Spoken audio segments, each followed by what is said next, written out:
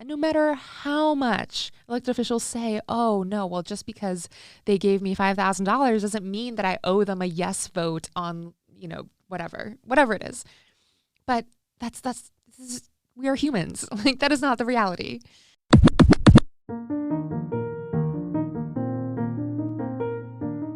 I'm Essen Zafar, and welcome to another episode of Unfair Nation, the podcast that discusses our nation's rising inequity and social, political, and economic inequality, what it means for you, and what you can do about it.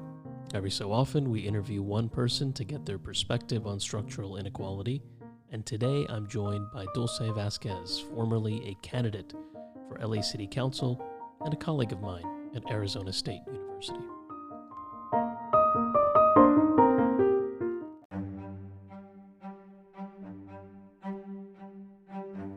It's been a while since I recorded an episode, so apologies for that, but I think you're going to like the changes we've made over the last few months.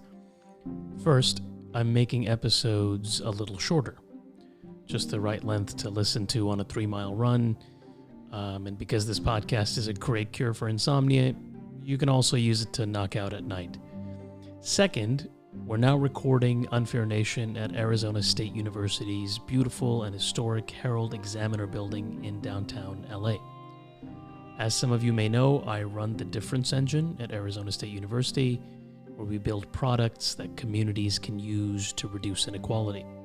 I'll be sharing more information about our work later in the year and also introducing you to the students who help research the content for this podcast as well as edit and produce it. And in the meantime, I want to give a shout out to Aubrey Hicks. She's the Engine's chief of staff, and she's helped produce and organize this episode, and also to Lindsay Stevens, who works very closely with the Difference Engine and is our executive officer. So, on to Dulce. I met Dulce when I first started at ASU. She's got more energy than almost anyone I know, and she was one of the first supporters of the Difference Engine. She was our first fellow and remains a fellow at the Difference Engine. And last year, she announced her candidacy for Los Angeles City Council District 9. And by all accounts, she ran a stellar grassroots campaign to unseat the incumbent politician. But despite her tremendous efforts and those of her team, she failed to unseat him. In her quest for political office are important lessons for those of us who are thinking of running for political office. The electoral system in this country has been inherently unfair since the country's founding. And because the system is so tilted, many people, especially today, think that running for office is one of the last ways to influence public policy change. But as you'll hear from Dulce, despite acknowledging and agreeing with the cynics despite her own loss, she remains steadfastly positive about the electoral system. So, let's listen to Dulce and her views on why local politics are still inequitable, what we can all do to make things less unfair, and then why she still thinks people, especially women, should run for office.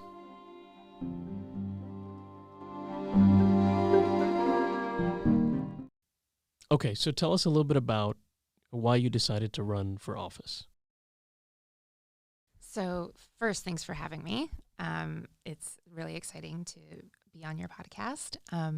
I decided to run really, something that was on my mind for a while on how you affect change.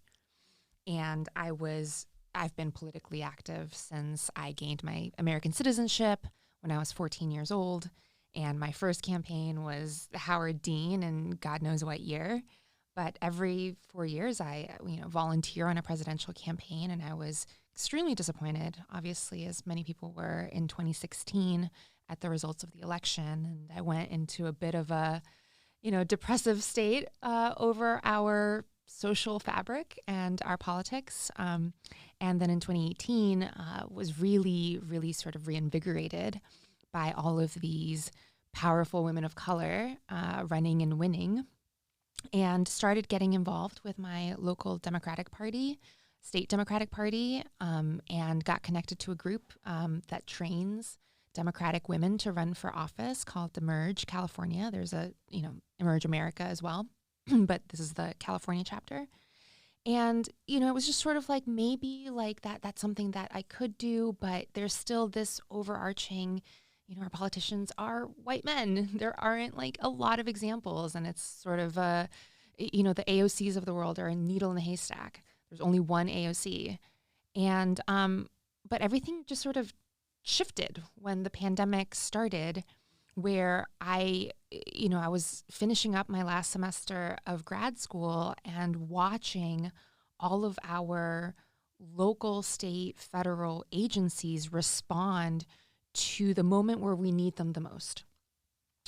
And watching almost, I was a commissioner for the city at the time, and I was sitting on a commission that, historic cultural site in the city, where the city owns these vendor stalls, and the vendors couldn't pay their rent, and the city couldn't promise to just forgive their rent, but the city's the property owner. Like, this is the easiest thing that they could do, and they moved so glacially to provide just relief of mind to these vendors that are a part of our city. So watching response rates, watching the wishy-washy of mask mandates and, we're going to open restaurants and close them in 2 weeks, and not fully understanding that restaurateurs buy inventory, and inventory is perishable. And then, our health, our schools and our kids, and exactly what I imagined would happen of wealthier families getting pods together with tutors versus like our most impoverished kids who are at home in overcrowded housing, taking care of siblings, or, parents who have the essential jobs. There are grocery store workers, our nurses, our bus drivers who are being exposed to this disease and bringing it back to our 10, 12, 15 person households that have a lot of elderly people as well. So I was seeing those effects happen in real time. I was experiencing those with my family all over the country. My mom, who, cleans houses, but lost a lot of clients because they didn't want her coming into the house, but still needed to make money. So ended up working for a nurse and a surgeon, taking care of their kids who were out of school. So these are like the front lines who are highly susceptible, and could have hurt our family a lot. So people really putting themselves on the line and realizing that most people that aren't college educated don't have the luxury of switching to working from home. And I experienced my own privilege and my husband's privilege for a while. He is essential transportation, so had to go back to work after 6 weeks. But recognizing all of these things and being like, well, these people are in positions of power and they're not doing enough. They're not thinking about the whole pie. And that's where I'm like, well, I experience sort of both of these sides, and I think I know what our community needs in order to get us through this pandemic and to really rebuild in a more equitable way. Because now we understand that the normal that we were living 2 years ago, like, was never normal, right? And trying to get back to a place where we can not just survive, but really thrive takes a different type of leadership. Tell me a little bit about the district in which you ran. Tell me about the people that you were trying to represent. Why did you choose that district? How had they been, you talked a little bit about how people were being let down. How had they been specifically let down? And what couple of specific things did you want to change? So tell me a little bit, give us a little bit of color. If you were to describe your district, how would you describe the people there? Los Angeles City, District 9 is, it's the poorest district in the city by average household income. The household makes about $29,000 a year. The demographics are 80% Latino, about 13% Black, and about 7% Asian, white, etc. This has history of the district has been shifting demographics, right? The Latino population, even 20 years ago was half of what it is today. And you have a really high non-citizen population. in the district. So not just undocumented, but also just permanent legal residents, so don't have the ability to vote. This is also a district that when you look at any sort of metric, right, educational attainment, lowest educational attainment, lowest home ownership rate in the city. When it comes to climate change, it records the highest temperatures in the city. It has the lowest tree coverage per capita in the whole city. So just every single societal malady. It's got the second highest homelessness rate, and that's only because Skid Row is no longer part of the district. So really like paying attention and understanding how that trickles down into people's everyday lives. So my neighbor died of COVID in her front lawn. Like they performed CPR on her in her front lawn. And the effects that even on just that family that the pandemic has had, there's trauma, there's grief, there's financial stresses of losing a working member of their family. There were funeral costs. And then even after the fact, the efforts that were made to distribute the vaccine equitably, the measures that were taken or not taken really to reach out to our small businesses in the district to make them aware of PPP loans or grants that were given out by the states, or even the Angelino cards that were given out through the city. I don't think the effort was made to reach a different type of population that might not be as digitally savvy or have language difficulties. As I walked canvassing door to door, 9 out of 10 conversations I was having in Spanish. So when I think about how we distribute information, either through the registrar, through the public health department, through our current council member, some of them make the efforts to be bilingual. Some of them translate, about 50% of things that are said. And, a lot of people just assume that an email distribution or a text message now will be fine. And I don't think for this population that was really working. So you decide to run for office. You make that decision. You've seen some of the problems that your community is experiencing, like you outlined. They're hitting records, but in a kind of a notorious way, not in a way that indicates that they need political leadership, right? So talk a little bit about what the experience of running for office was like, particularly from an identity perspective, taking your identity as a younger woman of color into account. What biases did people show up to the election with, whether they were voters, supporters, opponents, and what did you learn from the process of running? Well, that last part first, what did I learn? If anyone wants to go on a self-finding journey, this is one way to do it, but it's expensive and can be very also traumatic experience. Let's see, there's so much, and I'm at the time of recording, we're 2 months away from the election coming to an end, and I'm still in that process of figuring out what the learnings are. I ran, and I was prepared as I could have been, and also deeply unprepared. And I don't think you can ever quite be there. I had gone through a candidate training. I had a network that I thought could help me out.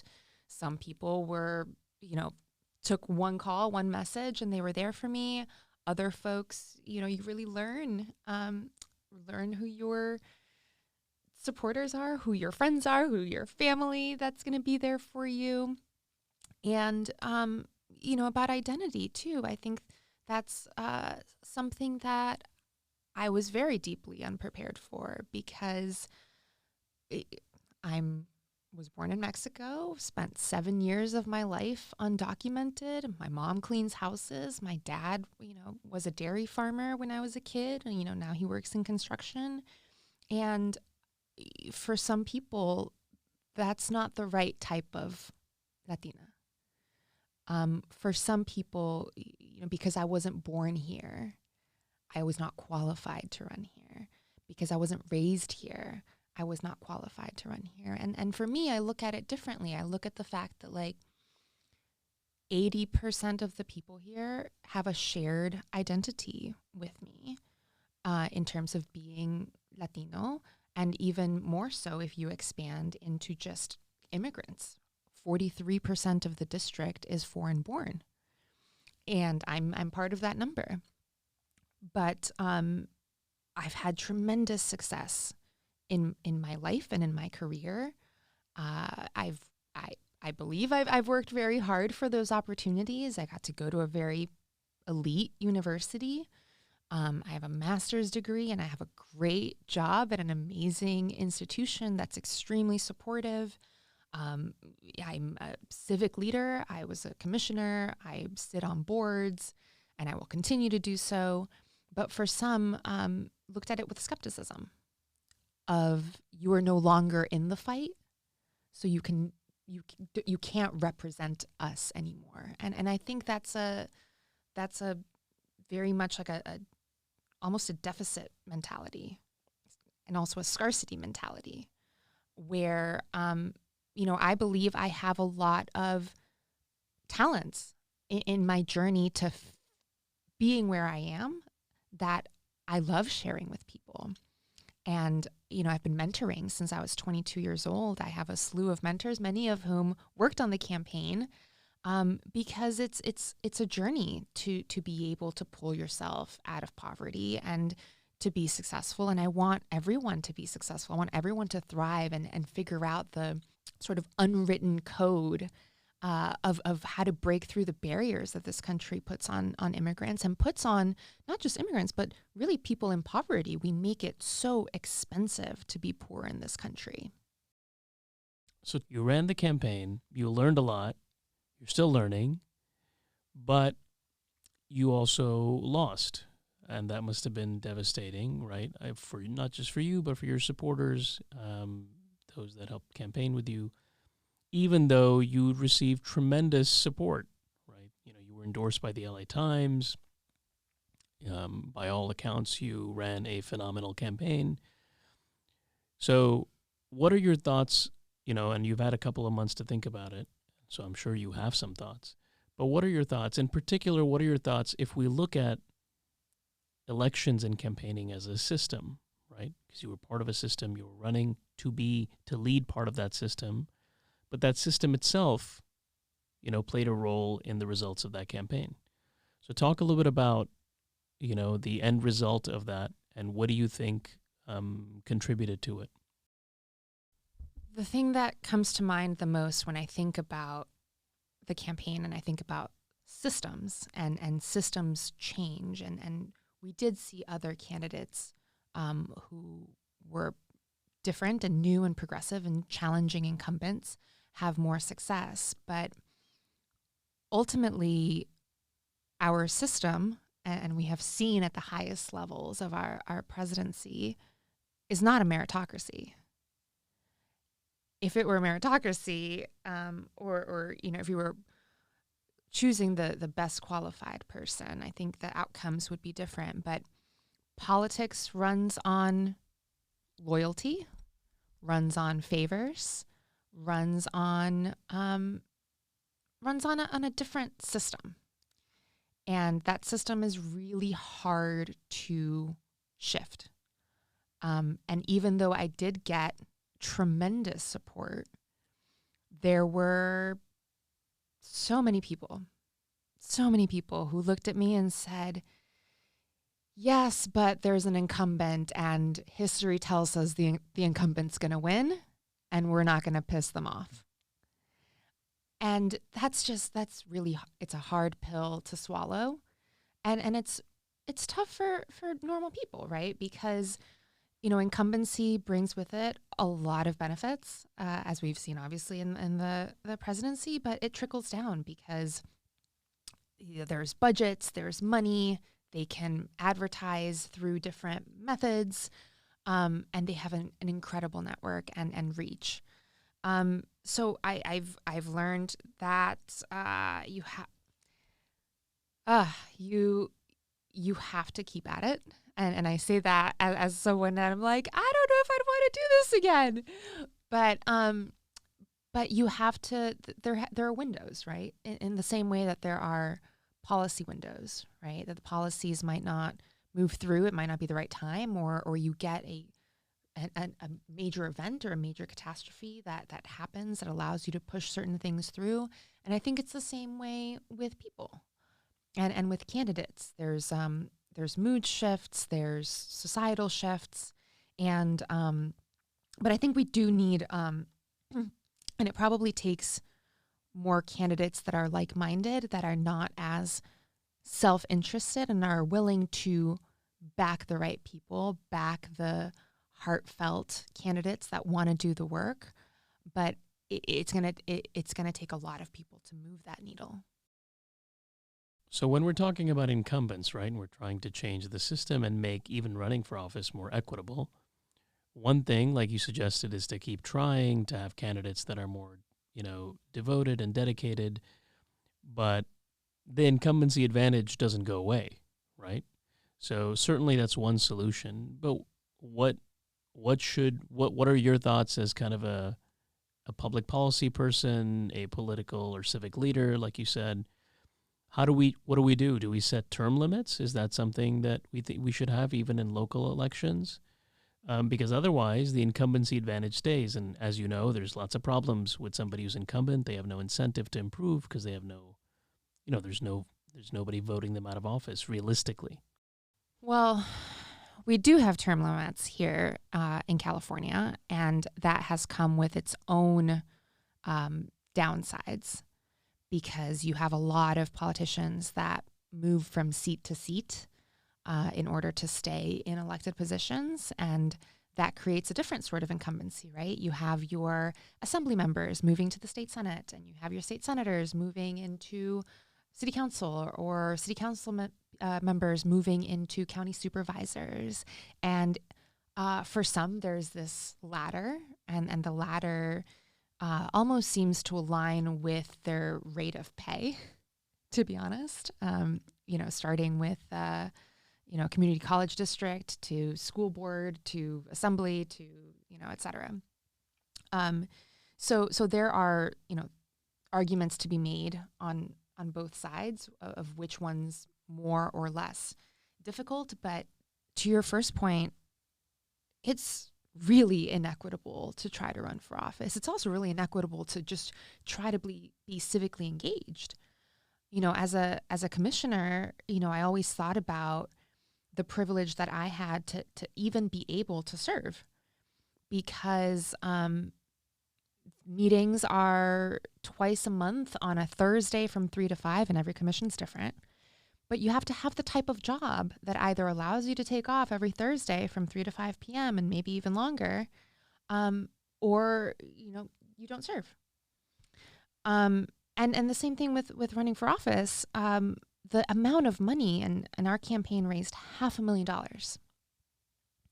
And some of that came from city matching funds, and Los Angeles is fantastic that they have a program like that gives you some money to run for office, but you still need enough of a network to get those matching funds, because they're matching funds. They're just not giving you the money. And the barriers that, are fabricated, the paperwork, just everything. And I even think about the smaller things, right? The fact that my campaign headquarters was my home, and I had a home big enough for it to be a campaign headquarters. Like, all of those things stack up and favor people who are wealthier. And I think also, just the last part, I know plenty of candidates that lent themselves money. There's a maximum for the city. It's like $37,000. I didn't have $37,000 to lend myself. And I also didn't have the privilege of quitting my job for a year or 6 months or whatever it is in order to run for office. And people don't tend to quantify those decisions as contributions to the campaign. And I think I might have been more successful if I had taken just a year off to fully campaign. But that's not something that I was able to do. And every situation's different. And in order to make it equitable to run for office, we have to solve for some of those things. All right, so I have two questions for you. One, how do we solve for some of those things? Okay. Maybe you can just give a couple of practical points, because that's what we try to focus on, is just like practical ways.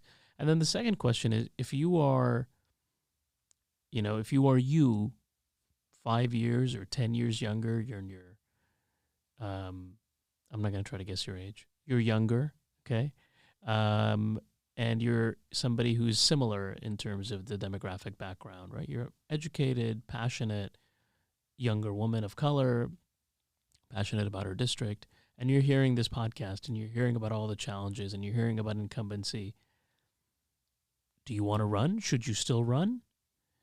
Or irrespective of identity, of any other, no matter what your identity is, you're hearing about this political system that's kind of stacked against you.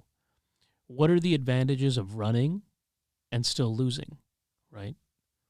So those are the two questions. Okay, first off, run. Do it. Run. Run. There's no, if you run a dignified campaign that you are proud of the decisions that you've made, there's no downside. I'll go back to your first question of how do we fix for some of those things. In my campaign, I decided to not take any PAC money or any corporate money. What does that mean? PAC money, you hear about these like government PACs, the political action committees. Yes. So sources of funding where donors like pool their money, but you don't know who really the donors are. But you hear, America First PAC, or, what was the Lincoln Project did a PAC and that stuff. There are, air quotes, good PACs too. I was endorsed by Latinas Lead, which is an amazing PAC that supports women. By Fund Her supports, women candidates too. The biodiversity PAC. And I took all of their marketing endorsements, but did not take their money. And that for me was just something that like, I don't want to mess with just like no oil, no police, no corporate, no developers. I'm just going to say no and just take individual money. That was dumb. But I held my ground and did not take a single dollar from them. They shouldn't even be allowed to donate to political campaigns. Like that is a huge part of our problem with money in politics, is that, Walmart, Jack in the Box, whatever, like should not be giving out political donations.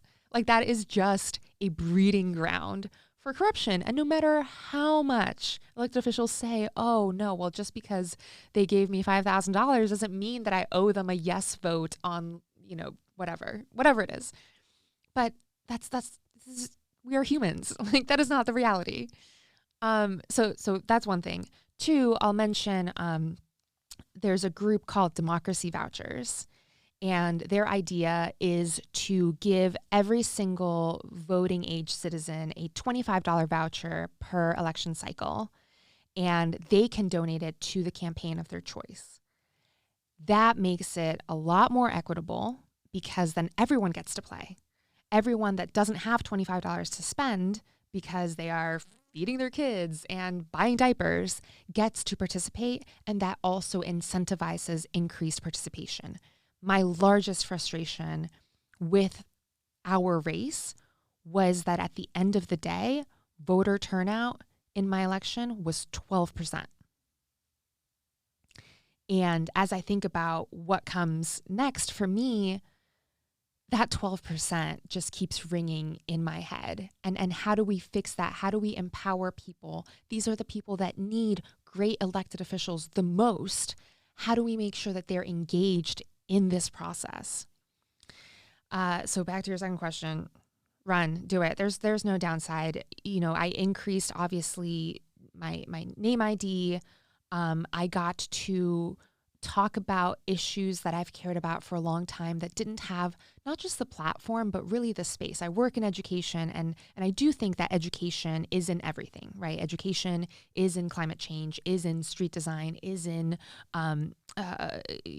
transportation and housing, right? Our teachers don't have places to live. Our kids have dangerous streets that they're crossing to get to school. Like all of that's in education. And that's great, but like really being able to dig in past that, right? Well, what is it about housing, and what kind of housing should we be building, and what kind of transit systems are equitable, and how do we both protect people from displacement while welcoming a new younger generation to be upgrading into the houses that they want to live in and to grow their families in, which is the space that, you know, I'm in. So there's no downside. You know, it's built me a great platform, and it's going to allow me to keep being an advocate for those things that I care about. And if I were 5 years, even 10 years younger, I think I would have started some of this work a lot sooner. I was always very timid because it was very overwhelming. And it is very overwhelming because, you know, there's not just city council, there's, you know, the neighborhood councils, there's, you know, the county Democratic Party, there's the state Democratic Party, there's a national Democratic Party, there's also the Democratic clubs. And this goes the same if you might be a Republican. Like all of this stuff exists on the other side too. And, you know, they're looking for engagement. But there's no, I could have started a lot sooner, and I was just scared. But everyone's so welcoming, and the young people, you know, I was the oldest member of my campaign. So the younger people that I have brought into this space are in a much better position to continue in this trajectory. And that's something that I'm really, really proud of. Okay, so what's next for you? You know, knowing what you've kind of learned, you've hinted at the fact that, you know, you aren't you're kind of burned out a little bit from running for office, but that doesn't mean you're never going to run for office. What are you doing over the next year or two? Any ideas besides taking a nap? I love naps, but I'm also a busybody, and I can't sit still for too long. So already 2 months past election, other than gardening and running a lot, which I missed from the election, trying to figure out how I do use this new platform to advocate for the causes that I care about. So I'll be joining several boards in spaces like education, you know, girls' causes. I can't announce quite yet, but we're working on something really cool. Housing boards and oversight committees, and probably looking for another commission appointment, and probably launching something to fix that 12%, because I think that that's important, how we engage different populations and how we reach them in their own language, how we reach them at their doorstep, and really continuing that, because people shouldn't just be hearing when people are campaigning. So I think that's really valid. And then obviously continuing my job at Arizona State University as Assistant Vice President for Strategic Partnerships in the Los Angeles area. All right. Well, thanks for being here. We haven't done a podcast in a long time, so I'm trying to keep this a little bit short. But if you're okay with it, I will also share your social handles. So if there are people listening, especially younger people listening, I have a lot of students, former students that listen to this podcast who want to get in touch with you and talk to you just about your experience, or being connected to some of the resources you talked about already, campaign training, so on and so forth. Hopefully you're okay with me sharing that information so they can reach out to you. We'll put it in the show notes. Thanks again for being here. Thanks for having me.